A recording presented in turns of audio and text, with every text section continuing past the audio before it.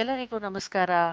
ಈ ದಿನ ನಾವು ಪಾಲಕ್ ಸೊಪ್ಪನ್ನ ಬಳಸ್ಕೊಂಡು ಆಂಧ್ರ ಸ್ಟೈಲ್ ಸ್ಪೈಸಿ ಪಾಲಕ್ ಪಪ್ಪು ಹೇಗೆ ಮಾಡೋದು ಅಂತ ನೋಡೋಣ ಬನ್ನಿ. ಇದಕ್ಕೆ ಬೇಕಾಗಿರುವಂಥ ಸಾಮಗ್ರಿಗಳು: ಒಂದು 3 ಈರುಳ್ಳಿ, 4 ಟೊಮೆಟೊ, ಒಂದು 5ರಿಂದ 6 ಹಸಿರು ಮೆಣಸಿನ್ಕಾಯಿ, ಒಂದು 3 ಬೆಳ್ಳುಳ್ಳಿ, ಒಂದು ನಿಂಬೆಹಣ್ಣು ಗಾತ್ರದಷ್ಟು ಹುಣಸೆ ಹಣ್ಣು, ಹಾಗೂ ಇದಕ್ಕೆ ಹೆಚ್ಚಾಗಿ ತೊಗರಿಬೇಳೆ ಬೇಕಾಗಿರೋದ್ರಿಂದ ಇಲ್ಲೊಂದು ಮುಕ್ಕಾಲು ಪಾವಷ್ಟು ತೊಗರಿಬೇಳೆನ ನಾನು ತೊಳ್ಕೊಂಡು ಕುಕ್ಕರ್ಗೆ ಹಾಕ್ಕೊಂಡಿದ್ದೀನಿ.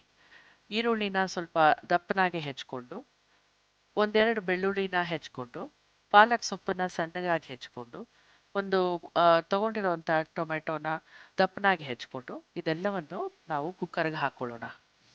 ಇದಕ್ಕೆ ಬೇಕಾಗಿರುವಷ್ಟೇ ನೀರು ಹಾಕೊಂಡು, ಮೇಲಿಂದ ಒಂಚೂರು ಅರಿಶಿನ ಎಣ್ಣೆ ಹಾಕೊಂಡು ಒಂದು ಕುಕ್ಕರ್ನ ಒಂದು 4ರಿಂದ 5 ವಿಸಿಲ್ ಕೂಗಿಸ್ಕೋಬೇಕು. ಹೆಚ್ಚು ನೀರು ಹಾಕೋದು ಬೇಡ. ಪಾಲಕ್ ಪಪ್ಪು ನೀರಾಗಿದ್ರೆ ಚೆನ್ನಾಗಿರೋದಿಲ್ಲ. ಇದನ್ನು ಕೂಗಿಸ್ಕೊಂಡು ತಣ್ಣಗಾದ್ಮೇಲೆ ಹೀಗೆ ಒಂದು ಕಡ್ಗೋಲ್ ತಗೊಂಡು ಚೆನ್ನಾಗಿ ಇದನ್ನ ಮ್ಯಾಶ್ ಮಾಡ್ಕೊಳ್ಳೋಣ.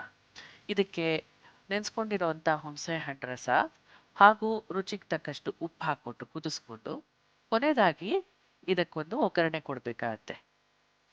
ಜೀರಿಗೆ, ಸಾಸಿವೆ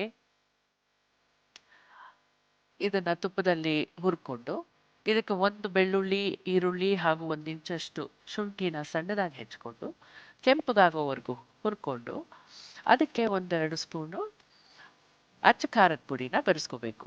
ಇದನ್ನ ನೀವು ನಿಮ್ಮ ಖಾರದ ಅಪೇಕ್ಷೆ ಮೇರೆಗೆ ಹೆಚ್ಚು ಅಥವಾ ಕಡಿಮೆ ಮಾಡ್ಕೋಬಹುದು. ಹೀಗೆ ಬಾಡಿಸ್ಕೊಂಡಿರೋಂಥ ಒಗ್ಗರಣೆನ ಮೇಲಿಂದ ಹಾಕೊಂಡು ಒಂದು ಕುದಿ ಬರೆಸ್ಕೊಂಡ್ರೆ ಸಾಕು. ನಿಮ್ಮ tasty and healthy spicy Andhra style palak pappu ಅನ್ನದ ಜೊತೆ ತಿನ್ನಕ್ಕೆ ರೆಡಿ.